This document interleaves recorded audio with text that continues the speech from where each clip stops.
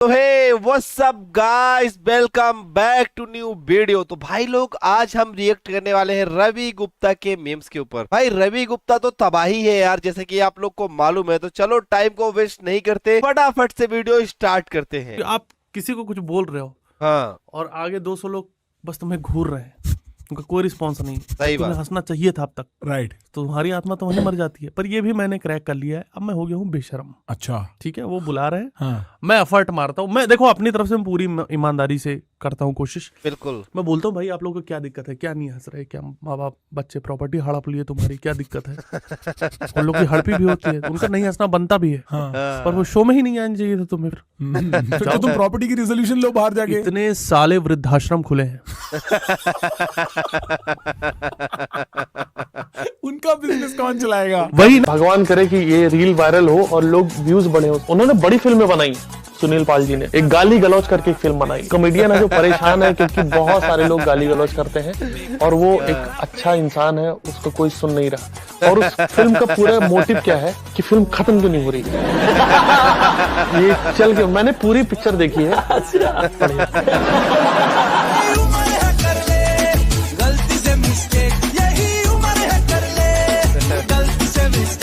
मुझे लगता है कि लोग मारना चाहते हैं मुझे। पूरी दुनिया मेरे पीछे पड़ गई है और मेरा दिमाग इतना तेज चलने लग गया था। 500 लोग बात कर रहे हैं और मेरा दिमाग इतना कैपेसिटी में था कि मैं एक आदमी की अलग अलग बात सुन सकता हूँ कि क्या बोल रहा है। मैं परमात्मा के बहुत करीब था। हाँ, करीब था। एक लड़का लड़की बनके डांस कर रहा था कुछ तो, और वो डांस करते करते सबके पास आ रहा था।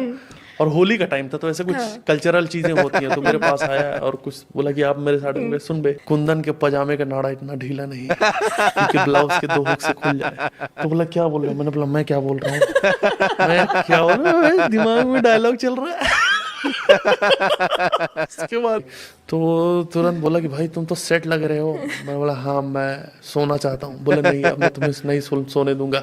बीच में मुझे बिठाया और एक दूसरा बाइक पे बैठा है, बाइक पे जा रहे हैं। उस दिन मेरे को वो डर का एहसास हुआ कि डर क्या होता है। डर क्या होता है। देखो भाई, रवि गुप्ता के जो भी फैन हो फटाफट से कमेंट कर दो भाई ये बंदा क्या है, ये बंदा है क्या। मतलब बातें स्टार्ट करता है ऐसे लगता है कितनी सीरियस, कितनी डीप बातें करने वाला है, बट लास्ट में ऐसा पंच आएगा ना कि तुम साला हंस के मर जाओगे कसम से। आपकी शादी हो चुकी है? हाँ हाँ हाँ। ऐसा लग नहीं रहा आपकी हरकतों से कभी। हरकतें मैं हमेशा नल्लों वाली करता हूँ।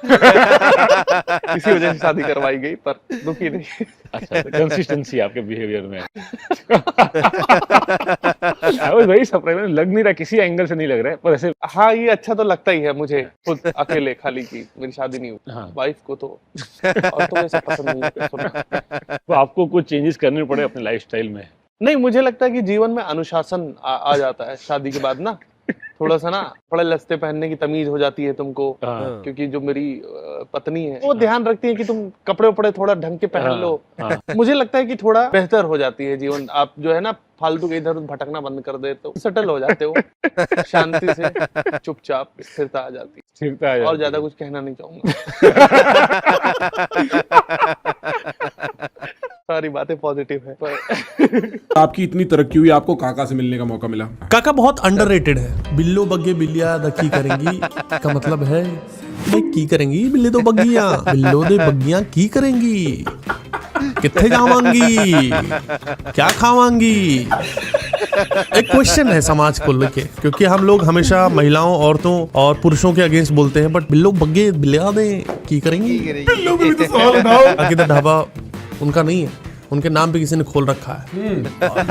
कढ़ाई पनीर बेच रहा है। How is Ravi Gupta? वो बंदा ऑन कैमरा ऑफ कैमरा वैसा ही है। एक दिन मेरे पास आया, मैं ग्रीन रूम में बैठी, मेरा शो है, कह रहे और मुझे शायद दूसरी बार ही मिल रहे थे, कह रहे और भाई गुरलीन बढ़िया करती हो, कर लो जब तक करना है, फिर तो शादी ही है। मैंने कहा और बोल के चले उसके बाद मुझे शाम को वॉइस नोट भेज रहे हैं, मैंने ना वो मजाक करा था, बुरा तो नहीं लगा तुझे? मैंने कहा नहीं मुझे बुरा नहीं लगा। यार सच बात का बुरा मानना भी ऐसे ही है यार, तो भाई वो बंदा हटता ही नहीं है। And he is a very sweet guy. अभी हमारी काफी अच्छी दोस्ती हो गई। मतलब पहले तो हम तब तो मुझे दूसरी बार ही मिले थे, बट अभी तो हम फुल करते हैं बकचोदी साथ में। But very nice guy. पर वो बंदा कैरेक्टर ब्रेक नहीं करता भाई, उसका कभी नहीं पता लगेगा कौन सा फ्लिप कहाँ मार देगा। वो एजेंट फील में ही रहते हैं हर बार। Very true, but very funny, hilarious. जो भी गर्लफ्रेंड बॉयफ्रेंड होता है उसमें अगर किसी भी रीजन से बाद में शादी नहीं होती और लड़की अगर ये बोल देती है कि लड़के ने मुझे प्रॉमिस किया था शादी करने का, एंड नहीं करी तो देन लड़के को लीगल कॉन्सिक्वेंसेस फेस करने पड़ते हैं right? हमेशा करने पड़ते हैं। अगर लड़की ने आके बोल दिया कोर्ट में, अभी तो आईपीसी चली गई, भारतीय न्याय संहिता आ चुकी है, लड़की ने अगर बोल दिया कि हम दोनों के बीच में फिजिकल हुआ है और इसने मुझे झूठा प्रॉमिस किया था शादी का, तो इसका मतलब लड़के के अगेंस्ट एफआईआर होगी, पुलिस उसको अरेस्ट कर सकती है, एंटिसिपेटरी बेल लेनी पड़ेगी, केस लड़ना पड़ेगा आपको। एंड लड़की ने प्रॉमिस किया कि मैं शादी करूंगी और बाद में छोड़ के चले जाती, किसी और से शादी कर लेती, तो लड़का कुछ कर सकता है इसमें? हाँ, बियर पिएगा, घूमेगा दोस्तों के साथ, जिम जाएगा अपने। भाई मेरे को एक शॉकिंग चीज पता चली। क्या? मेरा एक दोस्त है, अभी फादर बन गया है वो, और लड़का हुआ है उसका, भाई वो सेक्स करता था, सेक्स करता था भाई के साथ, सेक्स किया उसने। मतलब ये भाई हम लोग तो भगवान की देन है ना। मुझे बाद में पता चला कि उसकी गंदी नजर थी वाइफ पे। वो प्रॉपर, आप कितने घटिया काम है ये। आप शादी करके किसी के लाए हो, एक सुरक्षा की जिम्मेदारी उसके ऊपर। हाँ, तुम ये कर रहे हो? सही में यार, किसी के घर की बहू बेटी है, आप कर लोगे? हाँ? मुझे भाई ये सबसे प्रॉब्लम है, मुझे और कोई दिक्कत नहीं है, पर आप ऐसे ट्रस्ट नहीं ब्रेक कर सकते किसी को। हाँ। भाई लड़के उतना समझ नहीं आता ना भाई, उनको लड़कियों को भी उतना समझ नहीं आता। उनको लगता है कि मेरा हस्बैंड है, मेरा ख्याल रखेगा। ख्याल रख रहे हो, ये ख्याल रख रहे हैं, बदतमीजी है ये। समय ने गलत किया। अब तो लेटिन खत्म हो चुका है। सुपरस्टार का मैंने वीडियो देखा था, उसको पैसे दिए थे आने और जाने के, मेरे को 1 रुपया नहीं दिया, किराए की गाड़ी से आया हूँ। और उसके बाद हमको वहाँ बिठाया, मैंने बोला था कि मेरे को छाछ चाहिए, तो मेरे को कॉफी दे रहा है और समय आगे बैठता है। क्यों भाई, तुम आगे, तुम्हारा शो है तो तुम ही आगे बैठोगे, तुम ही बोलोगे, मेरे को आगे बैठ तो जाने आपने दो। बोला नहीं कि आपको आगे बैठने दे? मैं मन में रख लिया ये बात। वो बहुत बदतमीज है थोड़ा सा। एक एपिसोड से 8-8 हजार रुपए उसका बनता है, एक एपिसोड से, जो लेटेंट का है। सब मिला के 10-12-15 हजार बन जाता है पर महीने। और आपको नहीं मिला? वो बलराज का दोस्त, बलराज पैसे वाला है। ये शिकायत है ना आपकी? मेरी शिकायत नहीं, मैं ये सीक्रेटली बोल रहा हूँ, बताना मत किसी को, ये अपनी बात। बंद करो रिकॉर्ड। भाई कितना मुश्किल होता है यार कॉमेडियंस के साथ बात करना, आसपास बहुत नर्वसनेस आ जाती है। मत करना फिर। हाँ, ठीक है ठीक है ठीक है ठीक है। शादी के बाद लॉकिंग हो जाएगी, अभी पॉपिंग करना है उसका। नीचे रख दो, नीचे।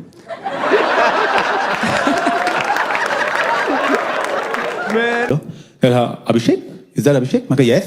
कह रहा Abhishek, I am Aditi calling from Integral Office Delhi. Is this a good time to talk? मैं कहा yes, yes. तो कह रहे did you apply for a position of junior analyst in a company? मैं कहा yes, I did. मैं हो गया, मैं अभी आऊँ, I can join right now. I can join right now. Can I come, please? कह रहे no Abhishek. So tomorrow is the interview round and written an interview. Your resume has been shortlisted for that. Would you be able to make it? मैं कहा yes. मैं तभी आ सकता हूँ। Can it will start at 9 tomorrow? मैं कहा okay, I am coming. Okay, just one last thing, Abhishek. So your current package is 6 lakhs per annum. However, we offer only 3 lakh per annum to a junior analyst. Would that be all right? मैं कहा दिन का 20 रुपए दे सकते हो आप मुझे? मुझे बस उतना चाहिए, ठीक है? मैं आ रहा हूँ अभी, मैं ऑफिस के बाहर बैठा रहूंगा, ठीक है? तो भाई लोग आज के लिए बस इतना ही यार। फटाफट से कमेंट करके बताओ वीडियो कौन सा पार्ट आपको सबसे अच्छा लगा, एंड मिलते हैं नेक्स्ट वीडियो।